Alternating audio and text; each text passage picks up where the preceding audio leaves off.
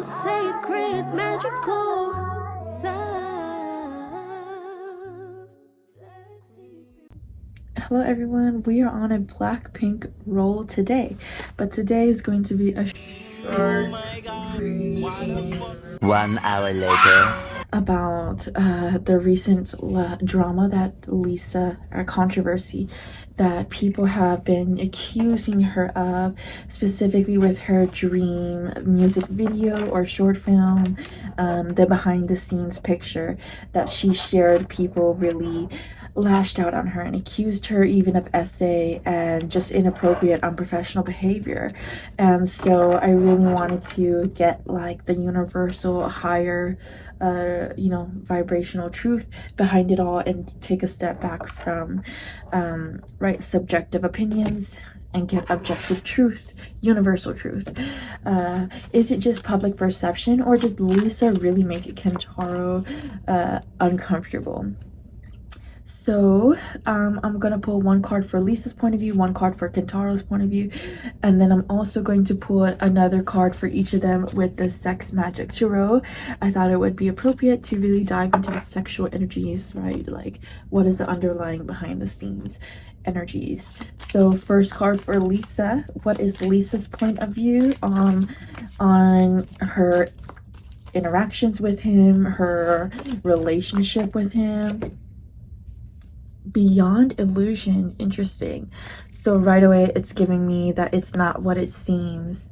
It's not what it seems. It's like she does acknowledge, she can tell that, like, clearly I can see how it looks that way, why it looks that way, but she's choosing to block out all the noise, turn within, and just know and trust and understand herself that she didn't have those intentions, and that's all that matters.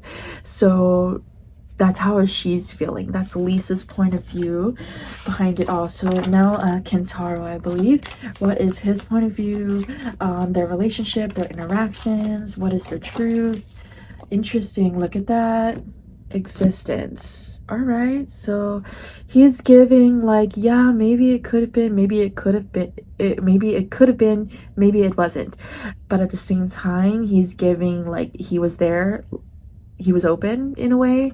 Like, it takes two to tango, like existence, right? It's giving me like you just sit in the present moment, you just like you sit, you accept, you surrender to the reality. So that's kind of giving like, ooh, I'm getting attracted to the wishing star here. It's like he was hoping it was. He was hoping that it was obviously not 𝓑𝓼𝓼𝓵, but he was hoping that it was like her flirting with him or her hitting on him, right?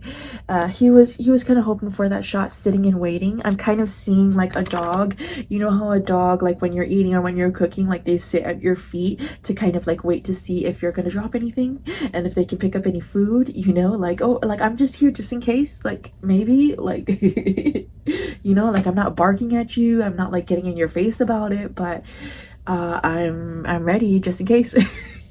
Like, that's the energy it's giving. So that's pretty funny that it's like people really attacked her for that, but he seems to be the one that was really open.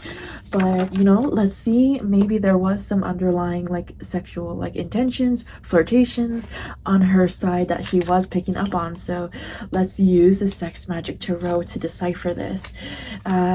Yes, so one for Lisa's side. Was Lisa, were her intentions at all flirtatious, sexual? So with this, let's also set the intention, because like they're all going to be sexual cards, obviously. Some of them are going to be giving a more romantic energy, some of them are going to be giving a more sexual energy. So let's do that. Let's ask for a romantic card. If it's telling us that like, hey, she's just trying to keep it professional, she's just trying to keep it friendly, or like, I don't know, give like a super romantic card if it's like she was trying to hit on him because because she has feelings for him. And by a super romantic card, I don't know, like we'll get off the energy, maybe like we'll go off the numbers too. Like if the number's a higher number and it's a romantic card, then that tells us that like she did it out of like romantic feelings for him. So there was also like there was sexual chemistry, but there's also romantic chemistry. And then they'll give us like a really sexual card to tell us that it was purely sexual, it was a little bit predatory, it was a bit unprofessional, like, you know, like if it's like aggressively sexual of a card, then like that's gonna tell us, okay, like there is some objective truth to the accusations, to the public perception, right? So let's see what are we gonna get here for what is the objective truth behind Lisa's intentions. Okay, so these cards immediately flipped out, guys, so let's take it then. Okay guys, so I had to figure out how to block what needs to be blocked here, so I had to cut, so I had to do a little cut there. But so here's the card, as much as you can see uncovered. You know, it is giving very romantic energy, guys, right? It's giving very romantic energy. This is the one that's upright, so it is giving, it was definitely flirtatious. But you know what, I'm getting called to the man here. He's kind of like holding, I don't know, what is this, some sort of fruit to feed her, right? While he's gazing at her, and you know, she's bearing her chest for him. So it's giving like, you know, it was a two-way street, it was a two-way street, and I feel like he was the one who yes, abundance is a two-way street, baby. And he was the one, I feel like I'm getting, who, how do I say this? It's like dangling, you know, like you're on a treadmill and you're holding like that donut or the hot dog or whatever it is, you know, in front of you, like a treat, right? So it's like he initiated, but not in a very overt way, you know. It's like he was very subtly flirting with her is what I'm getting. He was very subtly flirting with her and hoping that she'd pick up on that and that she would you know, also reciprocate, which she did. And I felt like that picture was like a result of it, right? Like it's the aftermath of like him already opening that door and like, you know, putting the little breadcrumbs for her to follow and come, you know. So it's like he led the path, right? I'm getting drawn to the fire and the ladder. It's like he put that there, he planned the picnic and everything, right? Like he wanted it to go in that direction, and that's confirming here with the other card.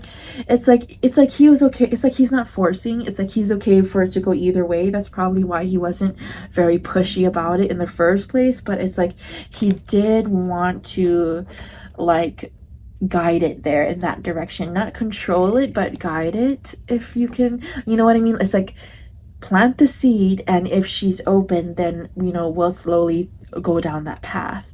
You know, that's the energy. Ooh, 8 of Wands, right? And I said earlier, if it's a higher number, if it's a romantic card with a higher number, that definitely is going to indicate to us that they already both had some feelings, and that's why, you know, they're acting in such a way. And, you know, that's why people are calling it out, because it is like a bit intimate or whatever, you know, like it's not something that you would just do with anyone and everyone. So like the audience is true in calling that out, but not in the sense of like, oh, it's non-consensual, you know. So because it's giving, is very much is. And now we have here the Queen of Wands in reverse. So it's like they're trying to indicate that Lisa, right, like this woman, she's like tempting, she's seducing this man here, but it's in reverse, right? Queen of Wands, like she did not manipulate her way through this, like she did not like, you know, orchestrate the situation to be like this. She did not try to seduce him. She did not instigate really the situation is what I'm getting. So yeah, and you know, and it's beautiful that it's coming up in such a clear way as like the woman being the one, right? In reverse, it's like clearly like the cards are so clearly saying that Lisa is not the aggressor that people think, or that it may seem, you know. And she knows that, and it's like she's grown past the need to be approved or seen by the public, right? And she's just gonna keep being her, doing her, following her joy, and doing what she thinks is best for her and her career, you know. And yeah, that's the truth behind it. Obviously he's on board. And you know what, I'm picking up the fact that he's on board. Ooh, this card was on the side for some reason. I don't know how I got there, but I have a feeling that it's significant. Like maybe when I spread it out, this one fell to the side. So I have a feeling that's significant here, because I'm talking about Kentaro, I'm talking about how he's feeling, and then here we have this card, the King of Cups. Right? And so how serendipitous is that? Like, it has to be telling us, the universe is clearly telling us that, like, he also has some deep feelings for her as well. I don't know how deep, right? Like, ooh, 12 on the clock. So, you know, maybe they've already been talking at this point, like flirting, you know, they have history, and he has genuine intentions for her. Genuine as in, like, he's not trying to use her for her career or for her body. Like, there's actual feelings with the King of Cups here, right? And it's like he owns these feelings, and he's very balanced with these feelings as well with the upright, right? It's like, I am going to be taking initiative, taking action. I'm going to be letting you know I'm interested, but I'm also going to be like, I'm going to be open either way and go with the flow, right? I'm gonna sit in the existence and just gonna enjoy the moment, see where things go, and at the same time I'm hoping they go in that direction. So it seems like they have a pretty healthy connection, and maybe even the start of something genuine here. Is she still with that Frederic guy? I don't know. So I have a feeling like that's gonna be the next question. I did not have this question planned. So you know what, let's just go with it. Let's pull for, is Lisa with still with Frederic, or let's just start there. Is she still with him? Does she still have real feelings for him? Does this mean that, you know, she is having an affair or something, a secret of some sort, to, you know, have this relationship with Kentaro? So what is the truth about her relationship with Frederic currently? This card flipped up. Patience. Ooh, patience. Interesting. So I have a feeling, oh, it's reminding me of like me and my ex, and I feel like it's coming to my head for a reason. That like they're in a bad place. They're in this place of like, we're probably, like, I know almost for certain that we're not good, or that we're not going to work, because something is not happening, right? Or like some need, some desire, right? Or opinion is not being heard or felt fully. And so if it's not going to be that way, then you know what, it's going to be time to leave. But I'm going to give him that option, the opportunity to step up. If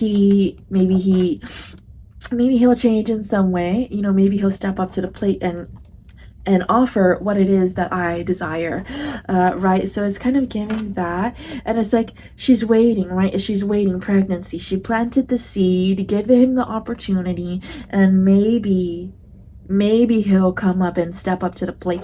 Like, oh, comparison, right? Like I feel like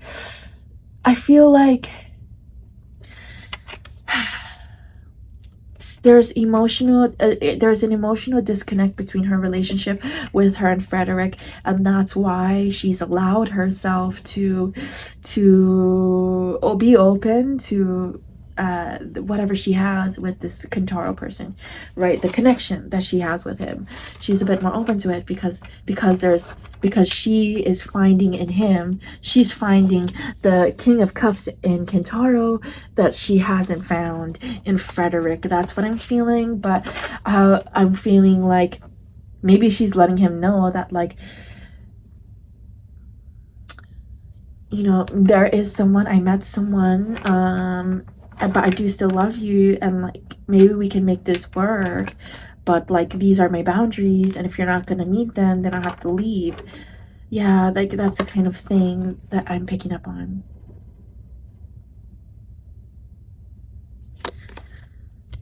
So yeah, and I'm getting attracted to the number 7 and the rainbows. I'm getting attracted to these wavy like designs here. It's like Lisa's trying to go with the flow. Lisa's going to be very lucky in love is what I'm getting.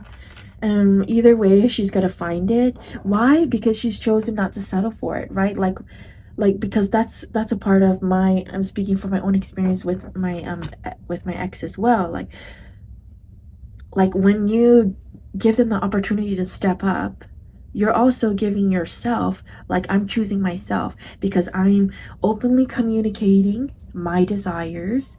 I'm openly communicating, right, even with the risk of losing you or not, right? But I'm still choosing love. I'm still choosing to give you that chance, right? And instead of just writing you off and not even trying to have the conversation about, you know, the authentic truth of how we feel, right? And right, so it's like she's trying to choose love, she's trying to choose herself, and she's trying to be open to wherever that's going to take her. So yeah, it's complicated. It's complicated with her and Frederic. I feel like there's entanglements of getting attracted to the waves again and the plants again. It's like towards the end, right? It's like with my boyfriend. It's like when you saw my ex, well, he is my boyfriend now, and it's because it's like, and it's okay to go back. I feel like for me, it's okay to go back and to hold on, to give them that chance, the opportunity, because like if they don't step up, if they don't, like, if their actions don't follow their words, right, then it's fine, right? You just walk away and you just trust and you love yourself either way, knowing that you'll be fine and that you'll find love along the way because you have it within yourself. But you know what? I do have to be very careful in saying that because, like, you have to be able to have the discernment in, like, okay, is this person remorseful? Is this person showing like genuine effort, showing genuine care, in, you know, seeing me, validating my emotions, or you know, reflecting in the actions that, you know, that fall within my healthy boundaries or not. And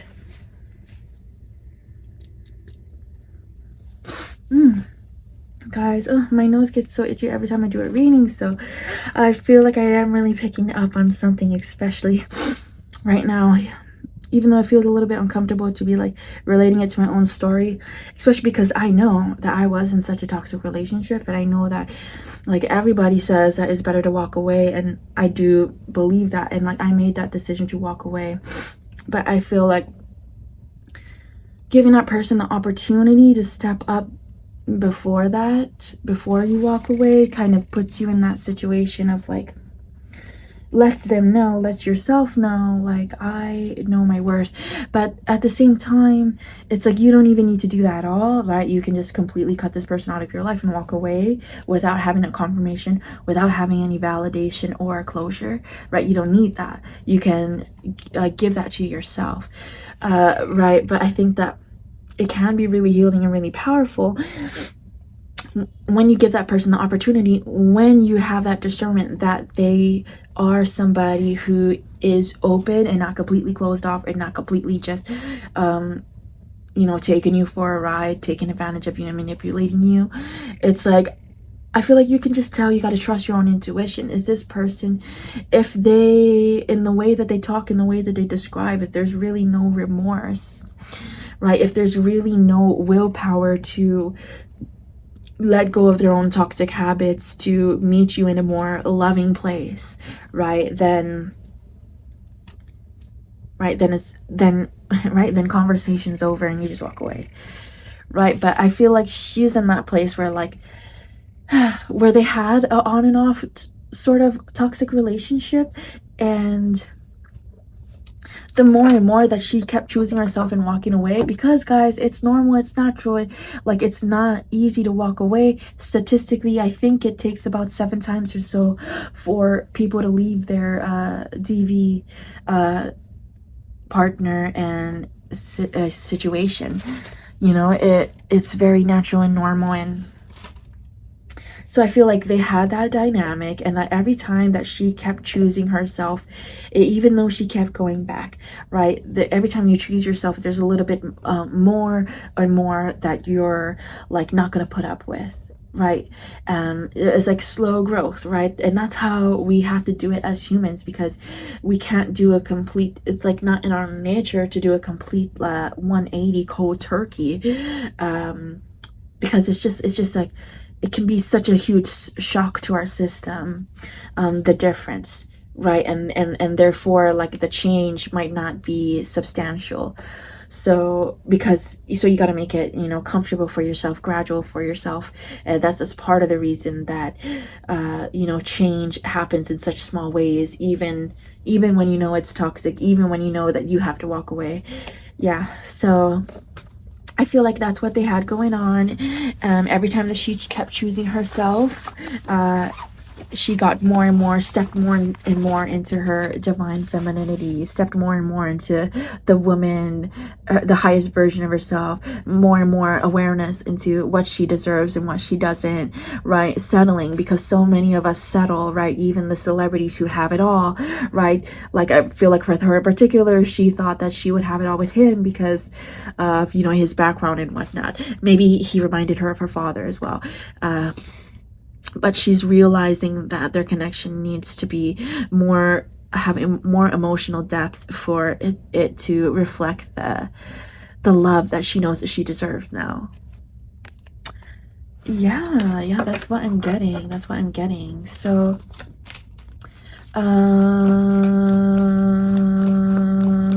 I guess we'll pull a card for like predicting the future, like between Frederic and Kentaro.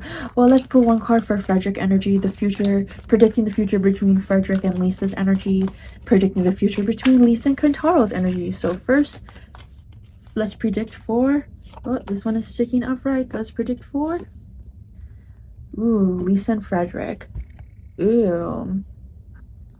Right, and so it's giving me that Frederic, right? And that's why I was picking up to my ex. I was picking up the energy of like my own personal relationship and trauma, right? It's like, so I'm sure with him being a billionaire, millionaire, and emotionally unavailable one at that, right? He has done a lot of, ooh, itchy nose. He's done a lot of sleazy things. So I get the feeling that he doesn't know how to be a loyal partner or boyfriend. And so I feel like that's a part of why they're on and off and why they're toxic, and why she kept being like, you know what, I deserve more, because it is so normalized, even in Korean culture, no, not Korean culture, Japanese culture, I think, cheating in general is so normalized. So like, I feel like in the environment that she's in as well, like the entertainment industry, the idol industry, cheating is also so normalized. And so that was a part of her like unpacking her trauma, her toxic relationship with Frederic, right? Like realizing that like, hey, like, okay, that may be normal, but that's not what I deserve. That's not real love. That's not acceptable for me anymore, because we're not settling for less than we deserve, which is the full spectrum, the full picture of love, right? Not just the breadcrumbs, right? Yes. Okay, so I feel like this is telling me that Frederic has decided not to step up. Frederic has decided not to turn over a new leaf. He's decided not to. And right, he's decided to stay comfortable in what, and of course this makes sense, right? Because being somebody, right, who's so resourceful, has so much access to things and to people, to be able to get away with everything and anything, you know, it's tempting to give that up because it's addicting, right? When you feel like you don't have power and you get your sense of power from outside of you and from taking it from other people, then it's, yeah, I feel like he doesn't see the benefit. He doesn't see the benefit and the value of being an innocent, like goody two shoes, of being somebody who values and acts out of like love and authenticity, right? Because it's like, well, when I can get away without doing that, why would I do that? Because I don't have the consequences to motivate me, or to give incentive to actually be a good person. That's what I'm getting for Frederic's energy. And so, yeah, I feel like, yeah, Lisa's just gonna walk away from that. Lisa is just gonna eventually walk away from that. And I feel like that's why she's allowing herself to be playful with Kentaro, because it's like, I know, and this is how I felt with my ex too. She's like, I know that he's been messing around with other women, looking at other women at the very least, and even that alone is just enough for me to be like, well, why can't I do the same? It is toxic, right? It's a part of that cycle, and it's a part of what she needed to push her in that direction, to actually choose true love, actually choose herself, and know that she deserves better. Yeah, sometimes you don't know. You're right, because we're so right. We were born into these environments that tell us this toxicity is normal, and then we don't know that it's not normal until we go through, like, hit rock bottom and stuff like that. Yeah, so now let's pull a card for Kentaro, predicting the future between Kentaro and Lisa's energy and their relationship. I already felt like, ooh, hopeful and like playful and like it's almost childlike, like healing for the inner child, for both of their inner children, right? Like, okay, since so much fell there, I'm gonna like not do that. Let's just keep it clear and simple with one card, please, universe. One card for Kentaro and Lisa's future energies. Let's predict. Okay. You guys, 2 fell out. Okay. Past life in reverse and sharing. So it's giving, this is gonna be the start of something new.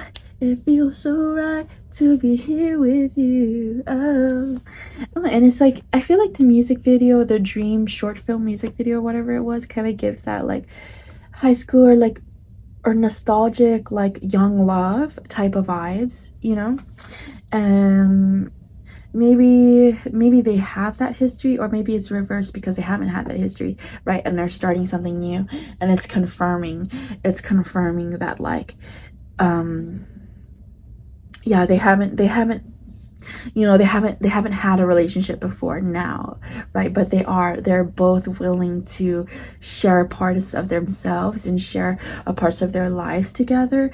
And I feel like it's, the future is looking very bright. The universe is leading and guiding them towards this way, because they've both chosen genuine and authentic love, right? And so it must be right, and it must be serendipitous and aligned. It's like she chose to love herself, right, beyond illusions, no matter what anybody says, no matter whatever she's been programmed to think was normal. She's like, I know this doesn't feel right, and she's choosing authentic love, and that's why she was able to match and align with and attract a King of Cups, somebody who's able to offer her that cup of genuine love. Yes, and abundance. Didn't we? I saw the abundance card earlier as well, so it's like, oh yes, like there's a lot of fruition, there's a lot of growth, there's a lot of potential here for Lisa and Kentaro. Lots of potential.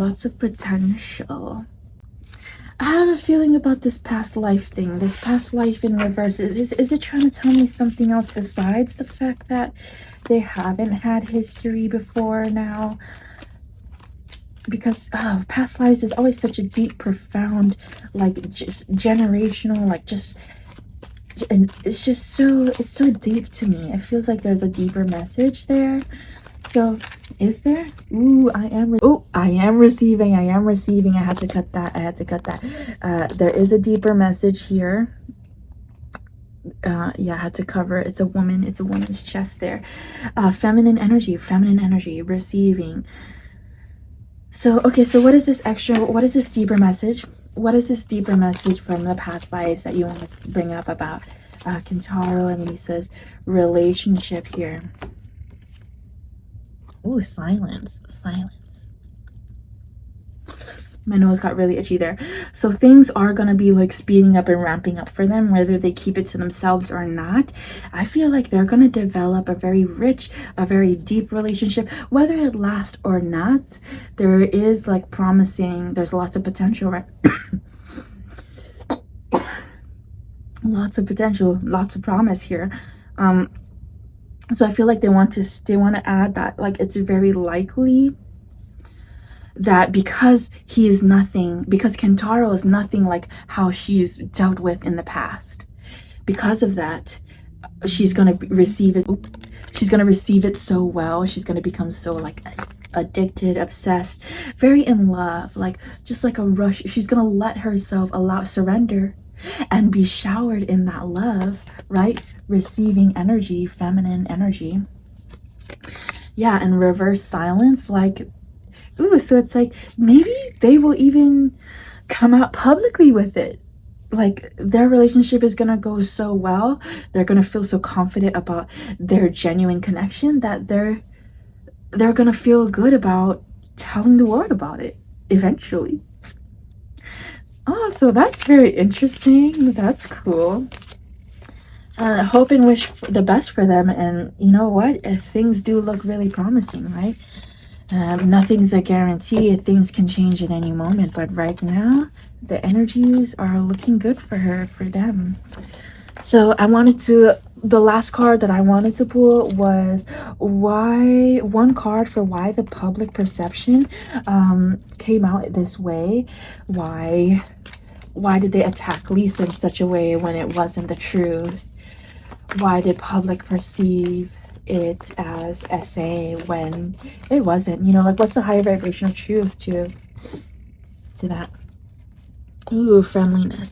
Ooh, the collective is like, ooh, uprooting. It's uprooting, right? It's bringing up to the top, to the surface, a lot of suppressed anger, hatred, judgment, probably it's because it's like the pendulum swings from one way to the other, and then we go into the middle, right? So I feel like that's how human nature finds balance in things, right? So we started off here, and then we're like, okay, wait, that doesn't make sense. So now we're going to swing all the way to the opposite side because that wasn't working. So now we're going to be in like this, like, you know, woke culture, and we're gonna like try to sort of over censor things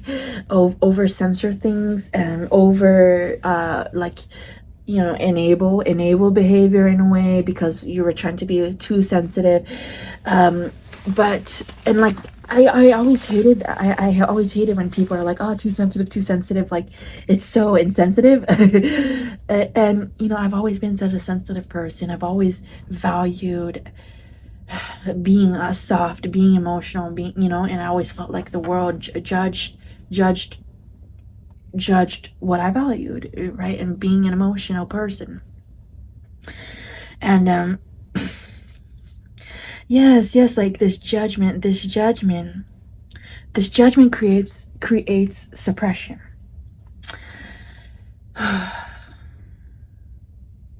Right, so things are being uprooted because we're coming out of that. We went here, and we're coming out of here. We're like, okay, we need to find a little bit of balance of both here, right? And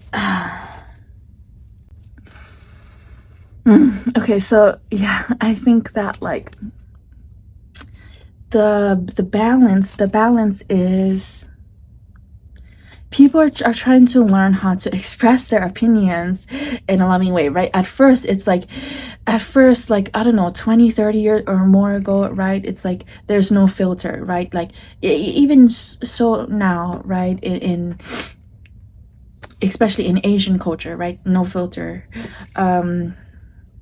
And so that's why we've recently entered that era of like wokeness, and we put on too much of a filter, right? Because we're trying to overprotect ourselves and overcompensate for like the pain of the past, right? And so like now we're learning that like we need to find the middle ground, and be able to call people out on things without condemning them and completely canceling them, right? Not giving them the opportunity to step up and to change, right? Because when you love something, when you respect something as like the human being that they are, right, that means that they're capable of growth, they're capable of acknowledging accountability, right? But that doesn't mean at your own expense, right? You give them the opportunity, and if they don't continue to step up, and then you walk away, right? You set that boundary, right? So I feel like it's like that, like people, because they're like, oh, I'm so sick of having to be woke and stuff. I don't like using the word woke. What else is there to use? Like, I'm so sick of having to be so censored that I'm just gonna go and say what's really on my mind. And so like so because of that, like it's uprooting all of their, right, like they're projecting their own like anger and stuff for like having to be censored. They're projecting their own anger for, some people for their own essay experiences, right? And they're like, oh, it reminds me of this, or it reminds me of that. So, yeah, so I'm gonna call that out, and it's like people are just projecting their own experiences because this is a natural collective wave of energy, right, that we swing from on the pendulum of things. Yeah, so I feel like that's where the energy is coming from. Yeah, because it's also like, hey, we need to be woke still, like we need to call things out though, but at the same time it's like, oh, we can't just let it slide. We can't just let it slide, like just because she's a girl, just because she's super famous, so it's like everybody's trying to find that balance right now, but at the same time not having that like self-awareness of like of their own projections, and of the fact that we don't have the full picture, so we can't talk as if we do. And really all we can do is ask, all we can do is pose a question, all we can do is state the opinion in a matter-of-fact way. Yeah, so I feel like there's a collective wave. Yeah, a wave. Like this is just the wave of energy that the collective was already on, right? And then like she just happened to be, yeah, even though she was innocent, she just happened to be like in the way of that flow, or like shining her light when that flow of unfriendliness was going through the collective. And so like, they targeted her, right? Oh, look at that projection. This is crazy, guys. This is crazy. So yeah, it's like, because everybody's on their own journey, everybody's always healing, everybody is always going through something spiritual. Even if it's not a spiritual experience, it is teaching us something about ourselves, about life, and therefore we are learning and growing from it, and therefore it's a spiritual experience, because we are spiritual beings, we have souls, right? We are anyway, okay, yeah. Yes, I'm onto something there. All right, so yeah, so like that's just it. It's like not her fault. And it's like the public reacted that way because we're still in this state of like, yeah, celebrity culture. We're still in this state of like celebrity culture, looking up to celebrities as like dehumanizing them, but in a positive way. Dehumanizing them in the sense of like idolizing, like you're not a human, you're better, you have to be perfect, you have to be godlike, And like, that's toxic, because then you get into this hate culture of like, oh, when you finally do show that you're a human, and then like, oh, now we have valid reason to show all of this hate to you, you know, to project it all. And so I feel like that's also where it comes from, because we're still healing from like this this wound of not feeling like we're good enough. And because of that, we think that celebrities are better than us. And yeah, so, you know, it just takes the way that we talk to ourselves and the way that we talk to our community, right? But it has to start within the self to change that. So yeah, guys, be loving and be kind to yourself. Accept the flaws within yourself, and it's easier to accept it within other people. So yeah, whenever you find something that, whenever you're upset by something outside of yourself, even if it's something that somebody intentionally did to you, acknowledge and accept that you didn't have to feel a type of way about it, right? Somebody could intentionally do something to hurt you, and you don't have to feel hurt by it, because you know your value, you know that you're still loved, you know that you're still capable, and that they can't take that away from you if you believe that, you know? And so, oh my gosh, and we said this was going to be a short reading. Well, and I wanted to add, because when you think about it, like the whole self-love movement, and like a body positivity, these things are pretty relatively recent as a society, recent concepts for us to embrace as a collective. And so, you know, yeah, it is only natural that we are still healing from the lack of self-love. And because of that, we still project, and we're still like, you know, what's the word, holding people on a pedestal, and then like just eager to tear them down, because it's like, at the same time, it's satisfying to remind yourself that, hey, these people are like us, or maybe they're even below me. You know, like it's satisfying to the ego when the ego's hurt. So I love this. It really all brings it down to like, self-love is the key. Self-love is always the answer. Yes, guys. And the lack of it is always the reason that you're like upset or whatever, right? And like, like my point that I was trying to make earlier. Yeah, I'll say it this way now. In this example, like if someone gives you a gift, you don't have to accept it, right? You can be like, oh, this isn't actually a gift. This is actually something I really don't want. No, thank you. And right, so it's like you can treat somebody's projection, their negative energy, as that. Like it is a gift that you can reject or you can accept. And right, and so that way it's like Lisa was able to see beyond that illusion, right? And it's because it's already been years of this having to face like so much backlash, right? So she has learned that lesson, so to speak, of choosing to love herself no matter how she's being perceived. And that is powerful. That is true self-love. Because, right, it's unconditional, right? It's like, oh, it's not based on any sort of condition. It's just always, no matter what.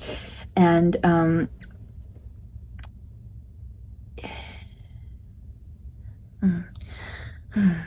that is a true powerful, I think that is our most powerful transformation that we can make as individuals, you know, on this spiritual journey of life. Right. So I think the message here is to stop telling ourselves these stories. Stop telling ourselves that like, oh, well, it's clearly this person is in the wrong, because if you're angry about something outside of yourself, then you can only fix that within yourself. Right. It's like this classic story of revenge, right? You seek revenge, and you know, even after you kill that person or whatever who did you wrong, it doesn't make you happy. Like, you know, you may be satisfied, but you still feel empty, you still feel angry, you still feel stuck in the past. And yeah, and it's because when we put the blame of how we feel outside of us, we're projecting as well. So we need to have that self-awareness and discernment of, are we projecting? So as soon as we tell the stories, as soon as we set blame outside of ourselves, then we know that we're projecting, we're deflecting, and we're not getting down to the real root core of the issue, right? It's like, oh, even if somebody hurt me so much, it's like, okay, it's valid that it hurts, or like it's valid that like I see it that way, and that there is some truth to that. And at the same time, why do I have to why do I need their validation of that? You know, why do I need them to confirm for me? Or why do, you know what I mean? It's like I just need to process those emotions internally, validate, acknowledge my own emotions, and then that's how we like heal that feeling, and instead of projecting. Because right, if we're projecting, we put it outside of ourselves, then it's never healed. It's always the band-aid. It's because it's always somebody else's fault. It's always somebody else's fault, and therefore like the wound is always open, and it's gonna hurt just as much, if not more, every time that it's opened, right? And if you turn within, eventually it's not going to hurt so much when you open it. Eventually you're going to be able to sit with that pain and acknowledge it, and not feel so ashamed by it, or it's not going to feel so heavy, and you're not going to feel so, you know, angry about it, you know, this or that. Yeah. So the key really is just like inner self-reflection and like parenting yourself. That is the key, because that's an act of self-love, right? Because when we don't know how to process our emotions, we act out, even though we may be grown adults, right? We act out, we self-sabotage, we exhibit, right, toxic behaviors and whatnot, because we don't know how to healthily process it, because we're looking for somebody to tell us or to heal us, to save us, instead of accepting our own word as valid, instead of accepting and giving it, instead of giving that to ourselves, giving what we seek from others to ourselves, right? Because like let's see what would have been the higher vibrational way to react, the healthy way to react and respond to this picture when you have feelings of, when you have fears or feelings or anger of like, oh, this is 𝓑. Like, what would have been the healthy high vibrational way to react to that? Oh, sorrow. It's like to feel your sorrow. This is like, this picture is describing exactly what I was describing earlier, right? You turn within, you parent yourself, you parent and nurture yourself. And that literally means like letting yourself cry, acknowledging your feelings, not putting the blame on anyone else, including yourself, right? Not blaming others doesn't mean blaming yourself. In fact, it just means taking accountability for how you feel, and the fact that you're the only one who really has the power to change that, right? And it's like, I love this quote from Ladybug the Miraculous, that show, that kids show. It's so good. The quote was, "I am not my anger, but my anger is mine," right? So it's like you're choosing not to identify with the emotion, but at the same time you're acknowledging it, you're validating it, the fact that you have it. It's okay, you can feel it, you're allowed to feel it without reacting, without projecting, right? And usually that means just crying. Usually that means just crying it out. And I feel like this is the case, like in this case, this is something like this is what is best to do in this case, because it's such a gray area, like it's such a small thing that like is very unlikely to be 𝓑, you know what I mean? Like clearly if it was a picture of like, oh, like he was grabbing her butt or vice versa, you could see in the back of the mirror, you know, like if it was something like, oh, like the hand placement was a little too intimate, like, you know, that makes a little bit more sense. Of course the biting, it's like, yeah, I get that that's more intimate as well, but I don't know. You see, it's hard to have that discernment, but I guess that's why you got to work it out within yourself first. Because if it's really a situation like that, then of course people, the collective, the community should speak up on it. They should call it out. But I feel like if it's something that's such a gray area, it's like, oh, this is something that's so small, then it's like we're beginning to nitpick. We're beginning to project. And something so small, it's like, don't you think that the people involved could work that out themselves if it was something like that? You know, so yeah, I feel it's such a dance. It's such a dance. And you know, it is, nobody has the answers. Nobody has the answers, but I think we get the closest to it when we turn within. And I think the fact that that's the main message behind this video, behind why people felt that way, reacted that way, and the truth of it all, like the fact that the self-love and the lack of it is underneath it all, it really goes to show the power, the key. All right, love yourself.